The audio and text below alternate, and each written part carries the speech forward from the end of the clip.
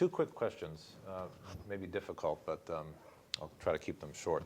In Japan, the experience was going from an economy that relied on imported oil to becoming perhaps the most energy efficient economy in the world is probably the most efficient developed economy on par, rivaling Germany. The way that happened is that in the 1970s there was an oil shock, and people really felt that oil shock. Second point is that the bureaucracy came together and came to the consensus that to reduce the vulnerability on imported oil, that a national drive to make a business more efficient is probably a good strategy. Also, diversification of sources of energy.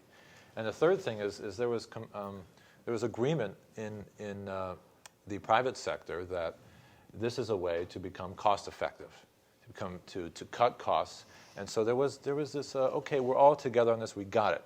We're gonna go together, becoming one of the most efficient economies in the world, and that's calculated by input to output. Now, the first question is there the pressure, and is it holistic? I hate that word, but is it system-wide to keep the pressure on to make the changes that you're talking about? Anybody want to take that question? And the second question is, can you give me a nice story about a city that's leading the way on creating green jobs? I ask this because a friend of mine is starting something he's calling eco-cities to get cities to speak to one another about great things they're doing. So I'd love to hear about specific stories you have. Anyone? Maybe no one? I can maybe just take a shot at the sort of political arrangements that are needed.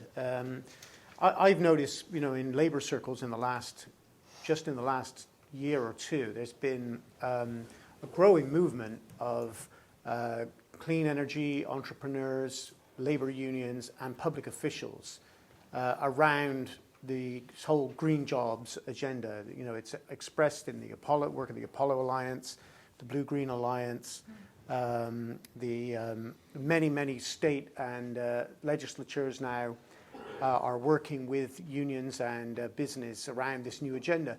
It's also tied into a nationalistic agenda, the idea of rebuilding America, rebuilding the American middle class, sensing that the United States has fallen behind in terms of developing clean tech and renewables. And so there is a conversation going on, which I think is remarkable given the fact that in the US over the last 25 years or so, business and labor have not had a very good relationship at all. So I think there's possibilities for renewal.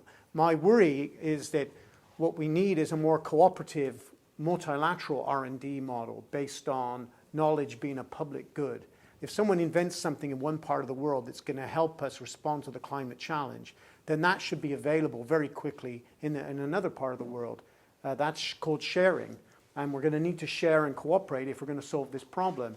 The problem we have, though, is people then market it, patent it, and slap intellectual property restrictions on it. And I think that's one of the big challenges we've got. The technology transfer issue wasn't dealt with too much in this conversation, but I think it's going to be something we have to deal with in the future. So in the US, I do see something coming together with labor, business, and public officials.